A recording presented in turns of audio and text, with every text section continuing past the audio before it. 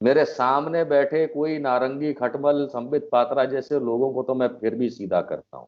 अमूमन ये जो हजारों लाखों की संख्या में ये जो अंधभक्त हैं, इन्हें कुछ बताने की जरूरत नहीं, क्योंकि इनका पप्पा का नाम का जो पेड़ हिल जाएगा तो ये अपने आप ढह जाएंगे।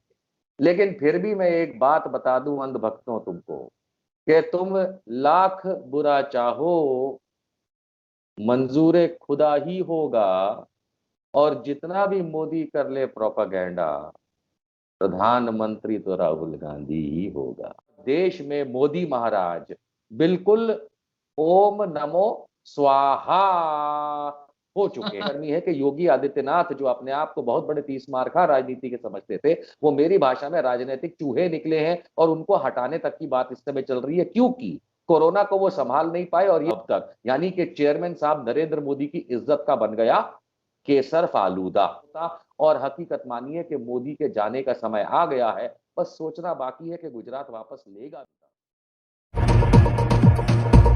दुनिया की तमाम छोटी और बड़ी खबरों के लिए हमारे चैनल को सब्सक्राइब करना न भूलें और बेल का बटन जरूर दबाएं। हकीकत ये मान करके चलिए कि 2022 का जो चुनाव उत्तर प्रदेश असेंबली का आ रहा है विधानसभा, उसको लेकर के इतनी ज्यादा गर्मा गर्मी है कि योगी आदित्यनाथ, जो अपने आप को बहुत बड़े तीस मारखा राजनीति के समझते थे, वो मेरी भाषा में राजनीतिक चूहे निकले हैं। और उनको हटाने तक की बात इस समय चल रही है, क्योंकि कोरोना को वो संभाल नहीं पाए। और ये मोदी सहन नहीं कर पा रहे हैं कि हजारों सैकड़ों लाशें गंगा में बहती हुई मिली, और योगी आदित्यनाथ बहाना देते हैं कि पहले भी ऐसा होता था।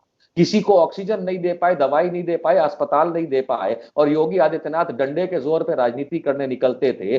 अंत में यह हुआ कि NDMA, national disaster management authority, जो है इस देश की, जो कानून लगा हुआ है पिछले साल मार्च से लेके अब तक, यानी कि चेयरमैन साहब नरेंद्र मोदी की इज्जत का बन गया केसर फालूदा।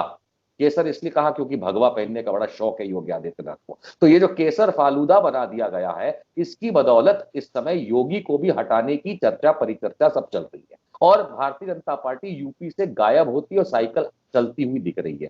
अब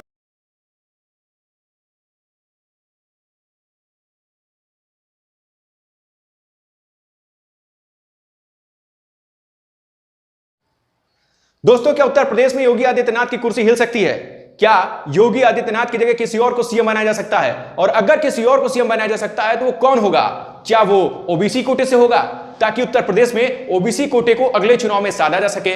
और सबसे बड़ा सवाल यह है कि आखिरकार उत्तर प्रदेश में योगी आदित्यनाथ पर जो सवालिया निशान उठ रहे हैं, उसके पीछे जो प्रतिनिधिमंडल ने यहां पर अपने दो आला कमान से, जो बीजेपी संगठन है, उसने दो अपने खास लोगों को उत्तर प्रदेश भेजा है। उसके बाद रणनीति हो रही है, चर्चाएं हो रही हैं, बैठक का सिलसिला जारी है और बीजेपी आला कमान यहां से रिपोर्ट ले रहा है। उसके बाद से तमाम तरह की अटकलें लगाई जा रही हैं, पर अभी कुछ भी क्लियर नहीं है, क्योंकि सब गुपचुप तरीके से हो रहा है। बीजेपी के राष्ट्रीय अध्यक्ष राधा मोहन सिंह और राष्ट्रीय महासचिव संतोष बंसल के साथ 3 दिन के लखनऊ के दौरे पर रहे, और इस दरमियान वो 12 मंत्रियों से अलग अलग जाकर के बात कर चुके हैं। वहीं पर डिप्टी सीएम से भी उन्होंने अलग अलग तरीके से बात की, और लगभग 40-40 मिनट दोनों डिप्टी सीएम से, केशव प्रसाद मौर्य और दिनेश शर्मा से, अलग अलग उन्होंने बात की। दोस्तों, माना जा रहा है कि पीएम के विश्वास पात्र सेना के रिटायर्ड अधिकारी हैं और मौजूदा समय में विधान परिषद के सदस्य हैं एके शर्मा, उनको उप मुख्यमंत्री बनाया जा सकता है। और केशव प्रसाद मौर्य को स्वतंत्र देव सिंह, जो कि स्वतंत्र देव सिंह की अगर हम बात करें तो वो इस समय उत्तर प्रदेश के बीजेपी के प्रदेश अध्यक्ष हैं, और स्वतंत्र देव सिंह की जगह बात हो रही है कि किसी तरीके से अब जो केशव प्रसाद मौर्य है उनको लाया जाएगा, और बीजेपी का जो कमान है उत्तर प्रदेश में केशव प्रसाद मौर्य को दिया जाएगा, और एके शर्मा, जो कि पीएम नरेंद्र मोदी के चहेते हैं, उनको डिप्टी सीएम का जो पद है वो दिया जाएगा। ये मुख्य बिंदु है, मुख्य बातें हैं, ये इनसे ही निकल कर आया है। और मुख्य बात ये भी है, आपको ये भी बता दें कि जो ये बैठक चली, इस बैठक में विधायकों को पूरी तरह से निगलेक्ट कर दिया गया, विधायकों को इसमें नहीं शामिल किया गया।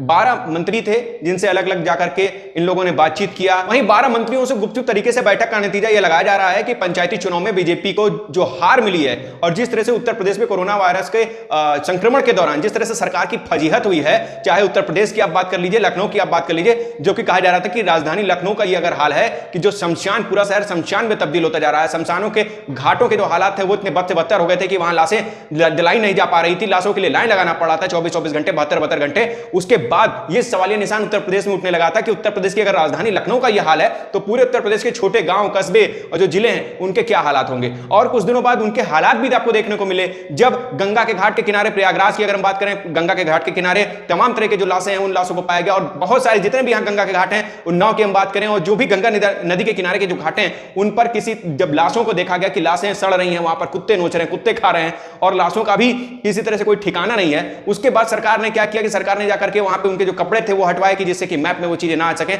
मगर जो मीडिया में सरकार की फजीहत हुई उसके बाद से यह बैठक बहुत ही महत्वपूर्ण माना जा रहा है, क्योंकि आने वाले समय में जो चुनाव है वो चुनाव के मद्देनजर अभी से बैठक हो रही है। और बीजेपी के जो फायर ब्रांड नेता हैं योगी आदित्यनाथ, उनकी जो कुर्सी है वो एक उम्मीद जताई जा रही है कि शायद खतरे में तो नहीं है। हालांकि बीजेपी के योगी आदित्यनाथ जी की अगर हम बात करें, हिंदुत्व में अपने आप में एक बहुत ही कट्टरवादी छवि है। इसमें से जो मुख्य बातें निकल कर आ रही है, मुख्य बात यह है कि डिप्टी सीएम केशव प्रसाद मौर्य को प्रदेश अध्यक्ष की जिम्मेदारी दी जाएगी।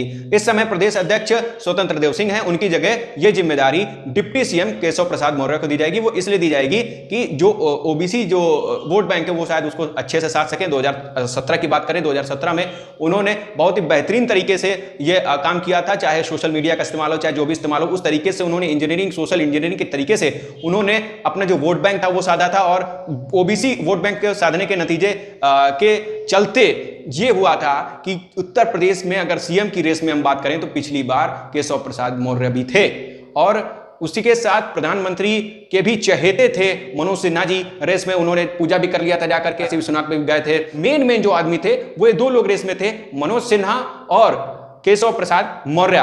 पर अचानक से आते हैं हिंदुत्ववाद को लेकर के, कट्टरवाद को लेकर के योगी आदित्यनाथ, जो कि गोरखपुर से सांसद रहते हैं, और अचानक से वो दिल्ली बुलाए जाते हैं। दिल्ली बुलाए जाने के बाद क्या मामला होता है उस समय सब लोग देख रहे थे किस तरह से मामला जो फंसा हुआ था, पेज फंसा हुआ था। आरएसएस और साधुओं के दबाव के चलते ये सब लोग कह रहे थे, ये मीडिया में भी बातें निकल कर आ रही थी कि मुख्यमंत्री योगी आदित्यनाथ को ही बनाया गया था। पर अब माहौल जो है वो बहुत ही खराब होता जा रहा है और देखना यह होगा कि क्या योगी आदित्यनाथ की गद्दी हिल सकती है।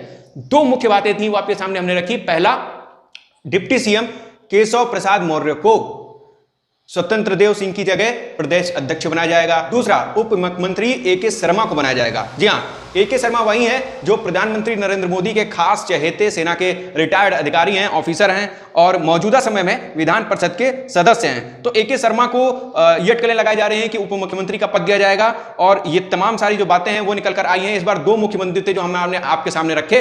अब इनके साथ ये भी चर्चाओं का जो सिलसिला है वो गर्म है कि क्या योगी आदित्यनाथ पर भी बातचीत चल रही है। और ये बातें अटकलें जो है इसीलिए क्लियर साफ हो जा रही है कि आप सोचिए कि अकेले अकेले डिप्टी सीएम को ले जाना, अकेले कमरे में बंद जो बीजेपी के और भी जो लोग थे उन लोगों को अलग कर देना और अकेले अकेले 40-40 मिनट जो बातचीत करना, अकेले डिप्टी सीएम से बातचीत करना, जितने मंत्री थे उनसे बातचीत करना, उसके बाद तो ये नतीजा निकाला जा रहा है कि क्या सीएम योगी आदित्यनाथ की भी गद्दी इस बार खतरे में है। विधायकों को वहीं पर अलग कर दिया गया है, विधायकों में रोष है। 2-4 दिन पहले भी विधायकों ने बीजेपी के खिलाफ जो है वो सीएम को, जो सरकार है उसके खिलाफ सीएम को पत्र लिखा था। सरकार की तमाम जो कमियां थी, खामियां थी, उसके खिलाफ लगातार पत्र लिख रहे थे, मीडिया के सामने अपनी बयानबाजी दे रहे थे। बहरहाल बीजेपी की जो इस समय की कार्यप्रणाली रही उसको लेकर के तमाम तरह के विरोधाभास हुए, तमाम तरह के लोगों के आरोप उठे। और बीजेपी का जो इस बार उत्तर प्रदेश का अगर शासनकाल रहा तो उसमें बीजेपी का रोजगार के मुद्दे रहे, बीजेपी का जो कार्यप्रणाली रही, कानून व्यवस्था रही, स्वास्थ्य व्यवस्था रही, ये तमाम सारे ऐसे मुद्दे रहे जिनको लेकर के बीजेपी धाराशाही होती रही। और ये सवाल उठने लगे कि क्या बीजेपी में भी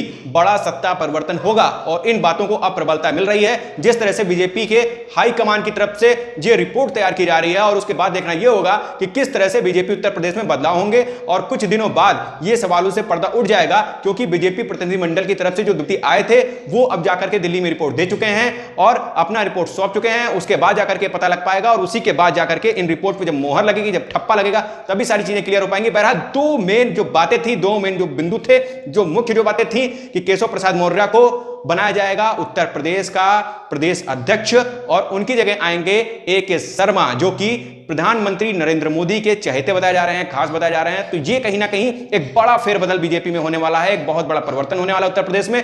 अब देखना यह होगा कि आने वाले जो चुनाव है उसमें बीजेपी कैसा प्रदर्शन कर पाएगी और अभी जो आला कमान जो यहां पर जो हालात का जो जायजा लेकर के गई है उसका क्या जो मुहर ठप्पा लग पाएगा। बहरहाल ये खबरें थी, ताजा तरीन खबरें हम आपको देते रहेंगे, उन खबरों का विश्लेषण आपके सामने रखते रहेंगे। आपसे उम्मीद यही करते हैं कि जो भी आपका राय, मशवरा, जो भी सुझाव हो वो हमें कमेंट बॉक्स में लिख करके दें, जिससे कि हम अपनी कमियों में सुधार कर सकें और आपके सामने ऑथेंटिक और रिसर्चेबल जो खबर है वो आपके सामने ला सकें। नमस्कार।